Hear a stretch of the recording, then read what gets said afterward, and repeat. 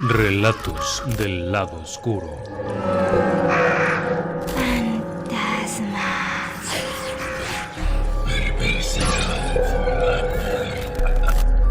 Relatos del lado oscuro.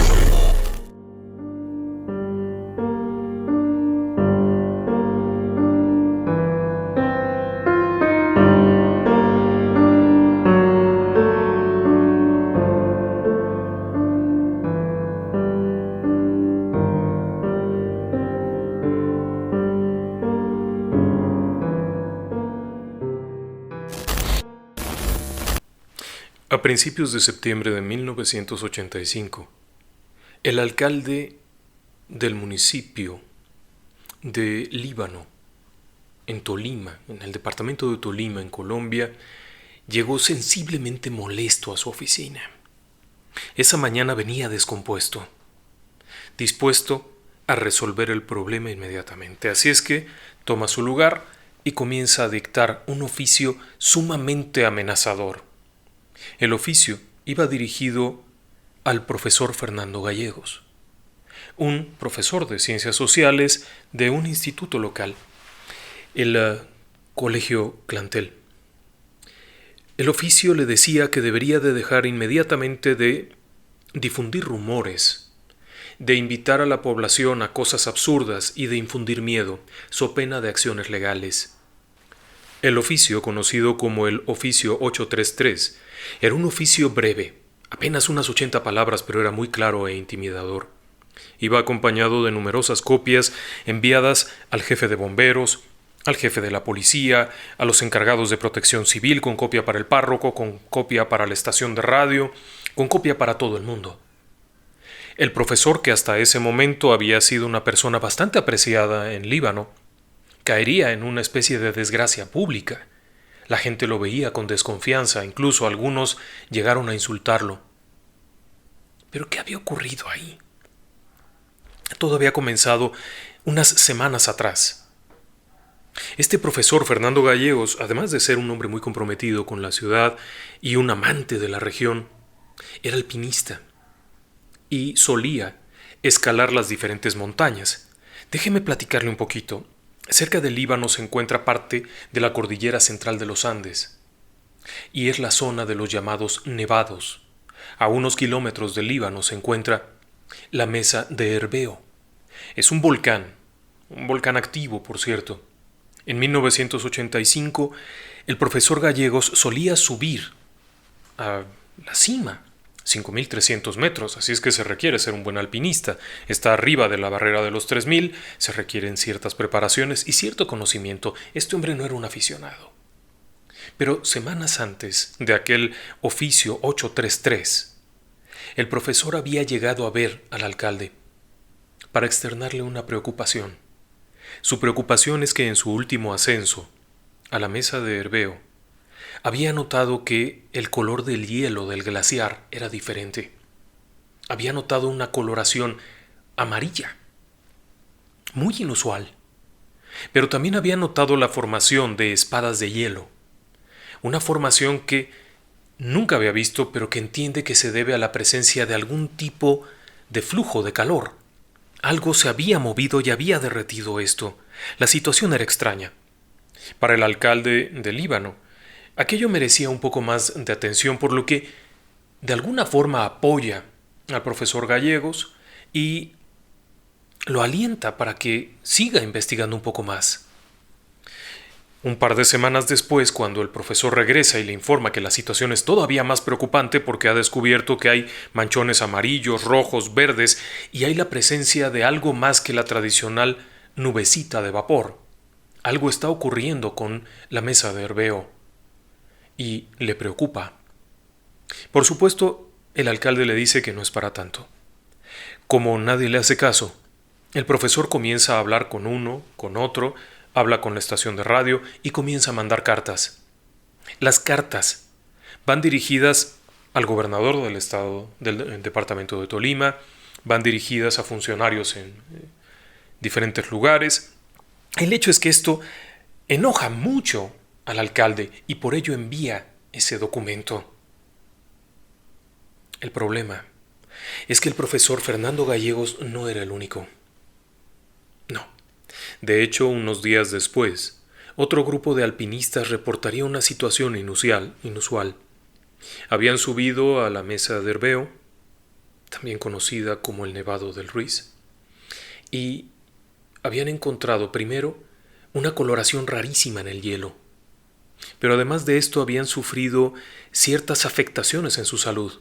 El grupo de jóvenes había respetado los protocolos habituales de escalada, es decir, habían hecho campamento a los 4000 metros para aclimatación, estaban muy bien hidratados, estaban en buena forma, se habían alimentado, se habían preparado, pero al llegar a la parte media, antes de llegar a la cima, comenzaron a sufrir efectos de dolores intensos de cabeza, mareos y una permanente irritación en los ojos. Llegaron cerca de la cima, pero tuvieron que volver porque los efectos eran demasiado fuertes. Se pensó que se trataba de mal de altura, pero no era compatible.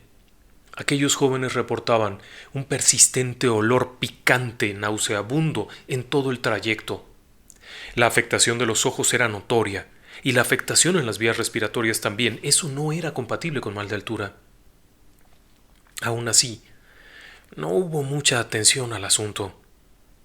Había otras preocupaciones en ese momento, y a nivel central, en Bogotá, la capital, no resultaba tan inminente una situación ahí.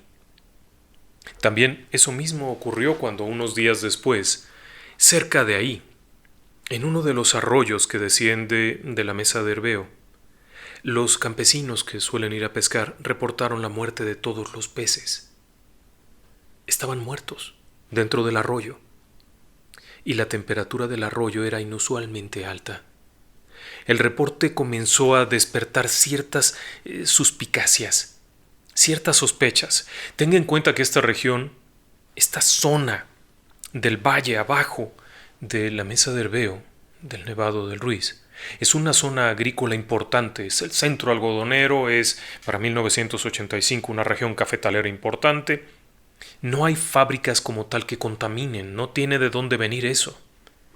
Cuando esta situación de los peces muertos llega a oídas de uno de los geólogos del Instituto de Geofísica colombiano, el INGEO Minas, le llama la atención porque ese fenómeno es compatible con un fenómeno de microerupciones. Esto sucede cuando hay desplazamiento magmático dentro del cuerpo del edificio del volcán y produce presiones hacia los lados en pequeños ramales. Estos pequeños ramales casualmente llegan a coincidir con arroyos de producto del deshielo y provoca un calentamiento del agua y una contaminación sulfurosa. La atención comienza en ese momento. Los reportes que han llegado hacen que personal del instituto eche un vistazo y note que algo está cambiando en el volcán. No saben exactamente cómo enfrentarlo. El volcán ha estado activo en otras ocasiones. Había historias antiguas desde el siglo XIX y mucho más atrás de un volcán activo. Pero, ¿qué tan grave puede ser? Esto lleva a que, a principios de octubre, la gente del Instituto de Geofísica, el INGEO, contacte a un grupo de especialistas italianos quienes aceptan venir a echar un ojo. El grupo de especialistas italianos son personas muy preparadas porque se han dedicado durante mucho tiempo a estudiar volcanes activos. Italia tiene varios volcanes activos, entre otros el Vesubio. Habían pasado a principios del siglo la explosión del volcán Montpellier y así varios otros. Entonces es gente que conoce. Llegan allá, instalan equipos, comienzan a medir la actividad y en algún momento reportan que hay una actividad inusual en el volcán. Ya se sabía que estaba activo. Desde un año antes, en el 84, había habido emisiones de ceniza. Pero como suele ocurrir, la gente lo toma con calma. Una poquita de ceniza, una pavesa por ahí, una fumarola por allá, no es algo tan grave. Pero el reporte de los italianos entregado por ahí del 20 de octubre de 1985 era diferente. Aseguraban que había una inminencia de una erupción, pero no consideraban grave la erupción.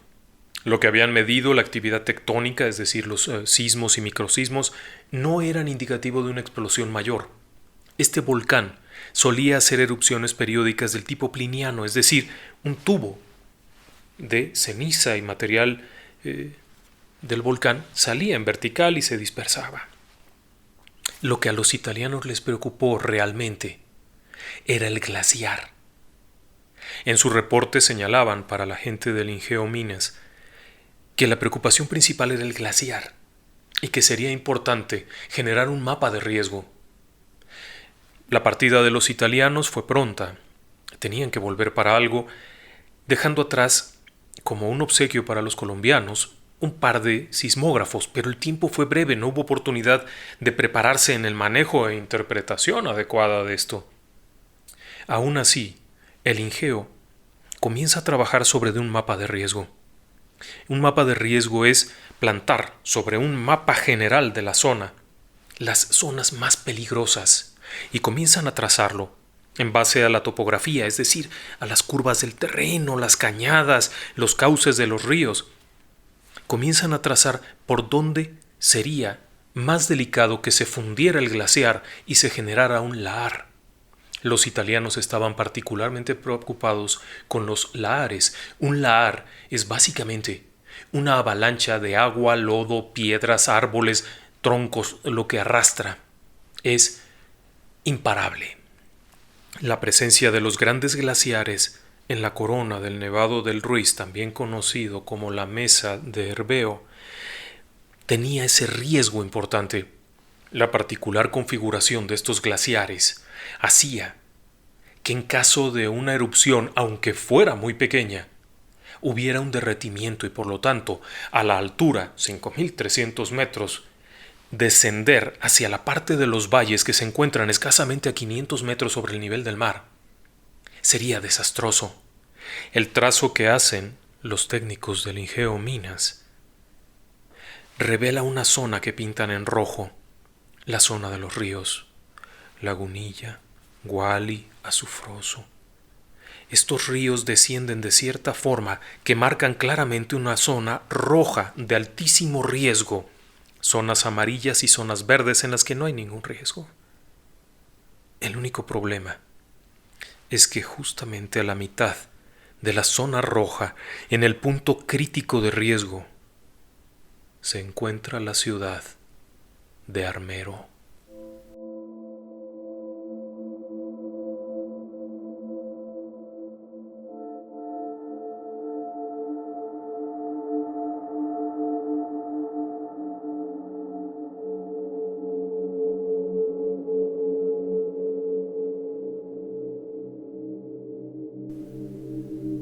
Armero es la tercera ciudad más importante de Tolima en 1985.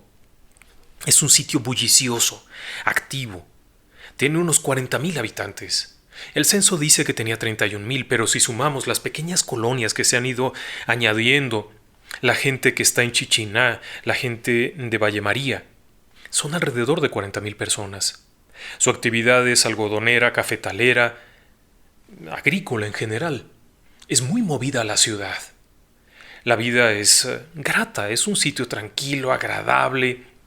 Tiene un cine, tiene un hospital, escuelas, tiene su propia estación de radio local, tiene mucha actividad económica. Incluso, algunas veces aterrizan avionetas que vienen por café, que vienen por algodón. Así es que es un sitio bastante concurrido. La actividad ahí dentro nunca se detiene. El alcalde, Antonio Rodríguez, es un hombre bastante dedicado. Pone mucha atención a las cosas y ha estado escuchando los rumores acerca del reporte de los italianos. Ha pedido instrucciones centrales, ha estado en contacto con ellos, le preocupa aquello porque, casualmente, Armero se encuentra justo a la orilla del río Lagunilla. Así que su principal preocupación es que pueda haber una inundación. Aún así la vida sigue. Tras aquel reporte de los italianos, los ingenieros del Ingeo Minas entregan el mapa de riesgo. Pero trágicamente, ese mapa de riesgo por alguna razón no se hace conocido. Un diario por ahí lo publica, pero lo publica mal. Se equivocan al traspasar las imágenes y de alguna manera Armero acaba estando en una zona verde. cuando era el centro de la zona roja. Por su parte, las autoridades centrales no están muy de acuerdo con que se haga mucho ruido con el tema. El propio representante ante el Congreso ha dejado el tema del análisis de la situación de Armero a un ladito en lo que ven otros temas. Colombia está pasando por una etapa difícil en los años 80, hay mucha guerrilla, hay problemas de narcotráfico. Esta situación no es tan grave. Además, estúpidamente como suele ocurrir, hay la idea de que no pasa nada. Lleva años haciendo eso. ¿Cuándo crees que va a pasar? Nunca. Cuando empieza los primeros días de noviembre, la gente de Ingeo Minas ha establecido en el campamento a los 4.000 metros de altura una estación de vigilancia. Han pedido que se instalen sistemas de alarma, pero no hay tal. Mientras esto ocurre, han seguido detectando actividad en el volcán. Cada vez más frecuente hay estas fumarolas, hay la presencia del olor a azufre. En los ríos, en las cercanías de Armero también se ha notado esto. Pero la vida continúa. La actividad es febril en aquel lugar y los únicos que parecen preocuparse por la situación son un grupo de radioaficionados, quienes a nivel regional, Ibagué, Armero, Líbano, etc., Chichiná, han establecido una red de comunicación. Constantemente se están enviando mensajes vía radio, son radioaficionados, es un grupo de personas que en su casa tiene una antena, un aparato, banda civil y están en comunicación. Durante los días cercanos al 10 de noviembre hay una intensa actividad, porque la gente que ha subido está reportando que se oyen ruidos, ya no solamente se ve la presencia de esta columna de vapor y ceniza, sino que se oyen ruidos. En la parte baja, ya no en la cima, sino en la parte baja, cerca de los arroyos donde comienza el deshielo, también se han escuchado ruidos y hay estas pequeñas plumas de vapor que salen. Y entonces viene el día 13. Es 13 de noviembre, es un miércoles, 1985. Por la mañana ha comenzado una ligera llovizna. Minutos después de aquello comienzan a llegar reportes de radio.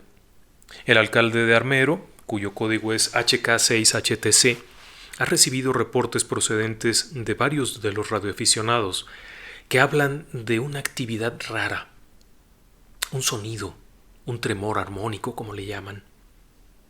El alcalde contacta con el gobernador de Tolima informando que la actividad se ha incrementado. El gobernador de Tolima pide calma. Está haciéndolo, pero deben prepararse. ¿Pero a qué se deben de preparar? Cuando el gobernador contacta al gobierno central, no hay respuesta. Están ocupados. Lo vuelve a hacer 2 o 3 veces, pero no hay respuesta, y entonces se distrae en otra cosa. Conforme pasa la mañana, la gente comienza a notar que cae ceniza. Esto no era tan raro, no era la primera vez que ocurría. Después comienzan a caer arenillas, más grueso, granular. Así que, alrededor del mediodía se suspenden las clases en las escuelas y todo el mundo a su casa.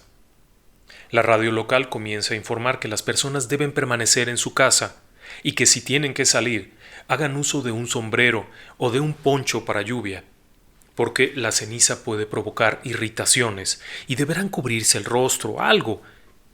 La gente comienza a preocuparse, ciertamente comienza a preocuparse. El alcalde vuelve a contactar hacia un gobierno de Tolima, en donde informa que la caída de ceniza es más intensa. El gobernador le pide activar alertas, es decir, ponerse en contacto con otras comunidades y comenzar a planear algo. 13 de noviembre de 1985, 3 de la tarde. Hay un reporte que proviene de la gente que está arriba del Ingeo. Ha habido una pequeña explosión. Se espera más caída de ceniza. Las personas se preocupan, obviamente. Alguien se acerca con el jefe de bomberos que dice yo no tengo noticias. Alguien se acerca con el cura que le dice ve a casa y espera, la información es que esperemos.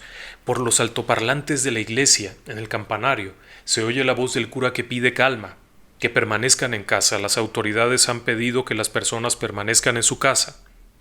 Mientras todo esto ocurre, las personas tienen que quedarse en casa. De lo contrario, ¿qué puedes hacer? Esta situación se prolonga a lo largo de toda la tarde. 9 de la noche. La lluvia ha provocado que se interrumpa el suministro eléctrico. La única manera de comunicarse ahora es a través de las radios que tienen un motorcito a un lado.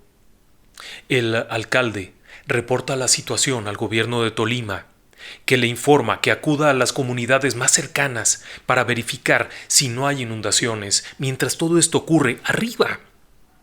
La gente del Ingeo escucha un ruido tan extraño que no pueden evitar sentir un escalofrío.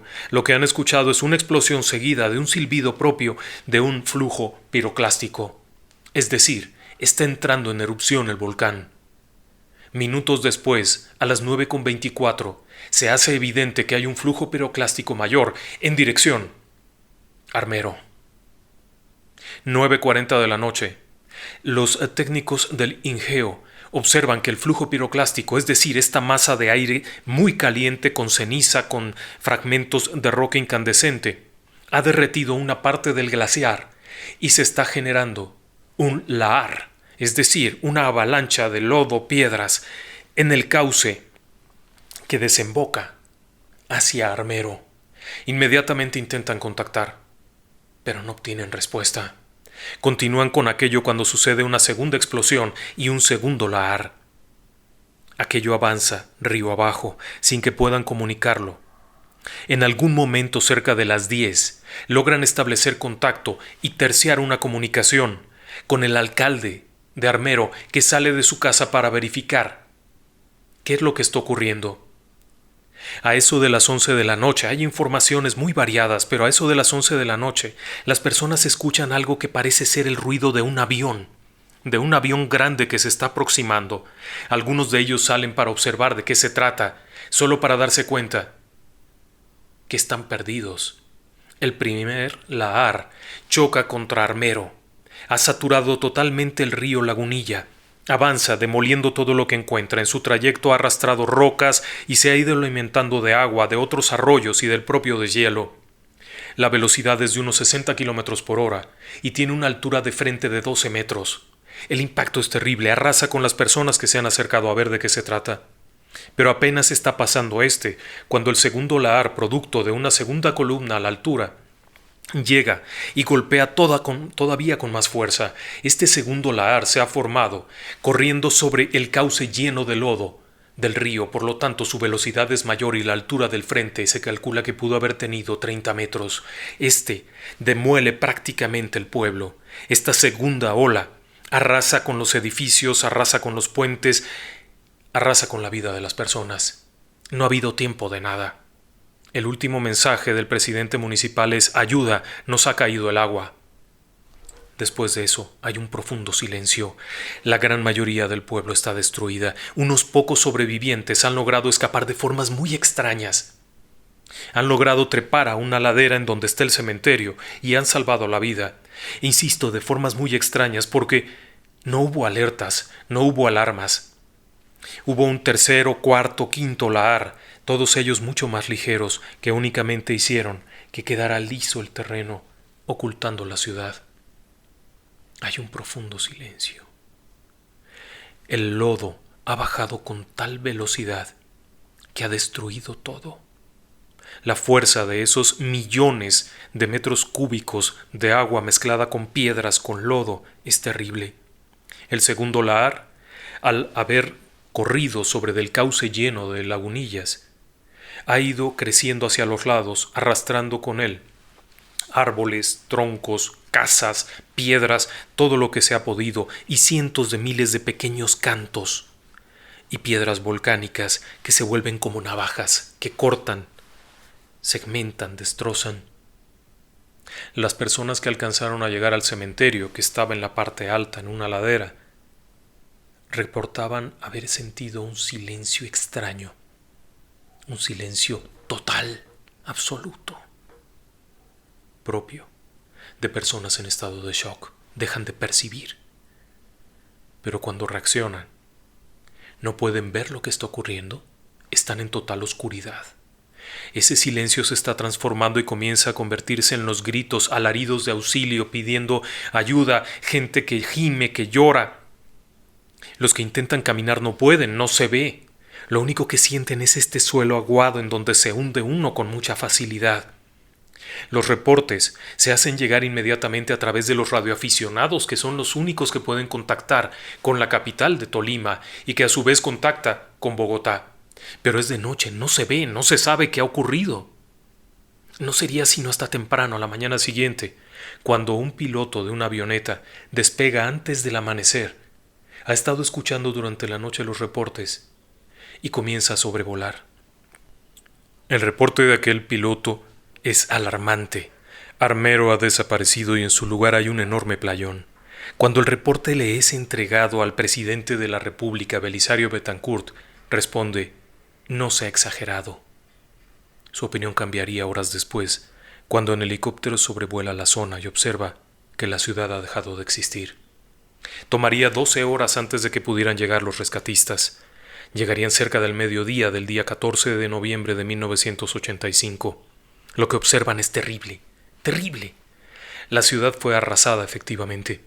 Está cubierta de una capa de lodo, gruesa, grande, profunda, de un lodo increíblemente pegajoso, en donde casi no se puede caminar, en donde los vehículos evidentemente no van a poder cruzar, en donde además se escuchan el llanto de personas que gimen, que gritan ayuda. Hay personas que deambulan penosamente, con heridas muy profundas, con amputaciones, con lesiones horribles, cubiertas de lodo. Hay gente que no puede ver porque el lodo le tapó los ojos, se le metió adentro. Hay gente sorda porque se llenó los oídos de lodo. No pueden oír, están ahí. Hay personas atrapadas por todas partes. Es una escena dantesca. Inmediatamente se pide más apoyo, comienzan a llegar bomberos de diferentes lugares, rescatistas de la Cruz Roja de Colombia, rescatistas del gobierno, soldados, policías, gente de las comunidades que intenta rescatar. Pero la situación es muy complicada, no se puede acceder. Cuando alguien intenta caminar se hunde. Hay animales atrapados, personas atrapadas. Hay cadáveres, muchos cadáveres. Algunos de ellos se encuentran fragmentados. A lo largo del día se descubren algunas personas con vida que son llevadas a un campamento improvisado, pero las lesiones son muy graves. No se les puede atender ahí. Hay riesgo de infección por todo lo que se les ha metido en las heridas. Comienzan a evacuar gente. Comienzan a mandarla a hospitales que se van saturando uno por uno. Llegan algunos helicópteros que sirven para llevar a los heridos, para ayudar al rescate. Pero otras personas no pueden ser rescatadas tan fácilmente. La situación es crítica. Y conforme avanza el día, el lodo va perdiendo agua. Pero esto no significa que sea más fácil la situación, todo lo contrario. Aquella masa se vuelve pegajosa, se hunde la pierna de la persona y no la puede sacar, se quedan atrapados los rescatistas. Requieren ayuda para ser jalados y extraídos. Mientras esto ocurre, además, otras personas han ido descubriendo restos humanos. Se organizan equipos que van recogiendo fragmentos. Las cifras que se envían a la capital son muy variadas, cada quien da sus informes. Pero realmente, algunos poblados han desaparecido. Chichiná, Villa María, ya no están. Eran comunidades cercanas al cauce del río, dentro del propio Armero. Las personas que están sanas, que están vivas, son un puño de personas, un puñado de personas que están ahí, en el cementerio.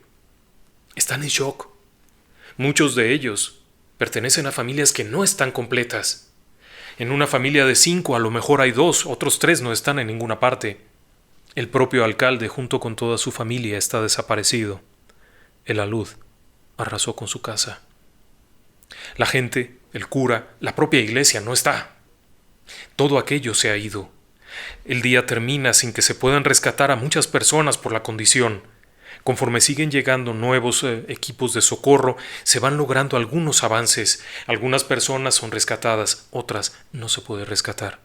El caso particular de Omaira Sánchez es un caso que daría la vuelta al mundo. La pequeña de 13 años se quedó atrapada en los restos de su casa. Pero era visible, estaba ahí, estaba consciente, hablaba, estaba atrapada.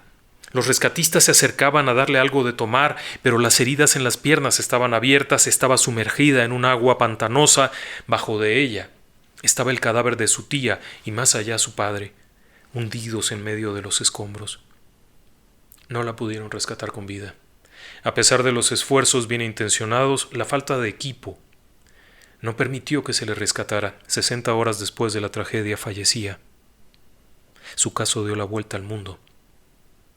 Otros casos similares fueron ocurriendo. Al pasar los días, cumpliéndose una semana, se ordenó suspender la búsqueda y rescate. No tenía caso. El riesgo era muy alto para los rescatistas, quienes enfrentaban por una parte las heridas. El lodo estaba lleno de estas piedras y escombros que cortaban incluso las botas más gruesas. Esto significaría una infección letal para un rescatista. Además, el olor pútrido, la descomposición de los restos humanos y de los restos de animales que estaban dispersos en el fango hacían imposible seguir trabajando. Pero también había otro problema. Habían comenzado a llegar saqueadores. Sí. En medio de aquella terrible tragedia había saqueadores, gente que llegaba para intentar robar lo que hubiera quedado de las casas, lo que hubiera quedado ahí, o bien para robar los rescatistas. Así que el control lo toma el ejército. Se militariza la zona y se cierra. No hay acceso. Los sobrevivientes serían desplazados hacia otras ciudades y se les daría ayuda de alguna forma. Desafortunadamente también muchos de los equipos de rescate internacionales habían estado ocupados previamente con la tragedia de la Ciudad de México, septiembre de 1985. 2 meses antes, la Ciudad de México había colapsado ante un terremoto de magnitud 8.1, lo que había significado que muchos de los esfuerzos de ayuda internacional se hubieran enfocado a México. De regreso en Armero, Estados Unidos envía ayuda humanitaria, tiendas de campaña, hospitales móviles, alimentos, dinero. Francia, España y otros países colaboran también. Mucho se criticó aquel desempeño pensando que parte de la ayuda se perdió por la burocracia. Eso no está en nosotros decirlo. Lo que es un hecho es que cuando termina la operación y se cierra aquello, habían muerto el 95% de los habitantes de Armero. Hay cifras más, cifras menos. Hay quien dice que solo fueron 3/4 de la población. Hay quienes afirman que el 95% de las personas murieron. En Chichiná murieron 1.800 personas, en Villa María 1.200, en otras pequeñas comunidades no se sabe ni siquiera cuántos murieron. Había casas aisladas que desaparecieron, así es que la cifra oficial puede ser increíblemente variable. Hay quienes afirman que fue arriba de 30.000 personas que murieron en una sola noche. Ahora bien, usted se preguntará, ¿pudo haberse prevenido? Muy probablemente no, y le voy a explicar por qué. Primero, porque no se tenía el conocimiento. El volcán había tenido erupciones previas y no había ocurrido nada. Se tenía noticias de la época colonial cuando había habido un alud que había matado cerca de 1.000 personas, pero pensaban que realmente el cauce del río tendría capacidad para desalojar aquello. No tenían la experiencia. Incluso los propios italianos que dijeron que había el riesgo no tenían la certeza de lo que podría ocurrir porque no se había experimentado una catástrofe de esta magnitud. Es la segunda explosión más mortífera en la historia. Por lo tanto, no se tenía conocimiento de aquello. Se podrían haber hecho muchas cosas con voluntad, por supuesto, establecer estaciones de vigilancia en los cauces, alarmas que se activaran de forma remota, estaciones de radio más permanentes que fueran controladas por personas 24 horas, pero no se hizo. El resultado, la muerte de aquellas personas. Armero quedó abandonado totalmente. Se prohibió el asentamiento, quedaron los paredones, los restos de las construcciones, los restos aquellos que hoy en día son visitados por muchas personas, desde aquellos que desean recordar algún momento grato en su vida pasada, antiguos habitantes de Armero, hasta curiosos y hasta malvados que van a rayonear las paredes con estúpidos grafitis. Pero de ahí, la historia quedó, de una tragedia. Se pudo haber prevenido, es probable que hubiera podido hacerse algo, pero al mismo tiempo no. La lección debe aprenderse. Para quienes vivimos o hemos vivido en la zona central de México, en la meseta del altiplano mexicano, esta es una lección que deberían de aprenderse, porque A pocos kilómetros de la ciudad más grande del mundo se encuentra el volcán Popocatépetl, activo, amenazante. Si bien su configuración volcánica es diferente, es un monstruo de 8.000 metros de altura que está activo permanentemente, y las personas se han acostumbrado a la caída de ceniza constante, frecuente, a los ruidos, a las pequeñas explosiones. Algunas de las comunidades se encuentran a menos de 15 kilómetros del cráter. Armero se encontraba a 50 kilómetros del cráter y fue totalmente destruido. Usted decida. Pero también la historia de Armero tiene otros componentes muy inusuales. En Relatos del Lado Oscuro nos gusta contar las historias, pero también buscar otros aspectos. Y en este caso, la tragedia de Armero también tuvo un componente paranormal muy inusual. Uno de los casos que se reportó fue un aviso. Una de las familias sobrevivientes, que habitaba a la orilla del río Lagunilla, reportó un suceso por demás extraño. Poco antes de que llegara el alud, alguien golpeó fuertemente a su puerta, gritando por nombre a la madre de la familia, pidiéndole que salieran en ese instante y que subieran al cementerio. Cuando preguntó quién es, le pareció escuchar el nombre de su padre, fallecido 10 años atrás. La mujer, sin dudarlo, tomó a los niños y subió hacia la colina del cementerio. Su esposo, quien no creyó en la historia, se quedó en la casa y fue arrastrado por la corriente minutos después. Otro de los casos que se reportó que también fue muy extraño fue la llamada de las 11:40. Algunos radioaficionados aseguraron haber escuchado a las 11:40 de la noche, cuando el pueblo estaba totalmente destruido, un mensaje de un radioaficionado de la localidad de Armero, informando de la tragedia, pidiendo que se avisara inmediatamente al gobierno, a la sede central, a la capital, pidiendo que se ayudara. Lo terrible es que la casa de este radioaficionado lo conocían, sabían quién era, su código, todo. La casa estaba totalmente destruida y el cadáver estaba dentro. Había muerto a las 11 de la noche. No había manera de que hubiera sobrevivido como para poder enviar un mensaje. El lodo había derribado las paredes y había inundado de fango todo. Estaba muerto, estaba ahí asfixiado adentro del fango. ¿Cómo podía haber enviado eso? Otro de los relatos también muy raros es el reporte de un rescatista, quien aseguró ver a un hombre mayor, vestido limpio, lo que le llamó la atención porque ahí no había manera de estar limpio, parado, en medio del fango, parado, de pie, sin hundirse, señalando algo. Cuando el rescatista intenta moverse para allá, se hunde en el fango hasta la cintura, logra que otros colaboradores, otros conocidos lo ayuden y demás. Llega al punto, cuando llega ya no está el hombre aquel, pero en el lugar hay una persona grave, atrapada, que logran rescatar. En muchas de las tragedias que han acontecido a lo largo y ancho del mundo, llegan a ocurrir estos fenómenos inexplicables. Hoy en día, las personas que van allá visitan el lugar. Hay quienes van con curiosidad, a lo mejor morbosa, hay quienes van para encontrar algo que están buscando. No es un sitio de búsqueda paranormal, es un sitio de respeto. Pero las historias que ahí se tejieron no dejan de ser trágicas, interesantes, valiosas. Debe de aprenderse la lección de Armero. Debe de aprenderse y aplicarse. Muchas gracias. Buenas noches. Y que descansen en paz.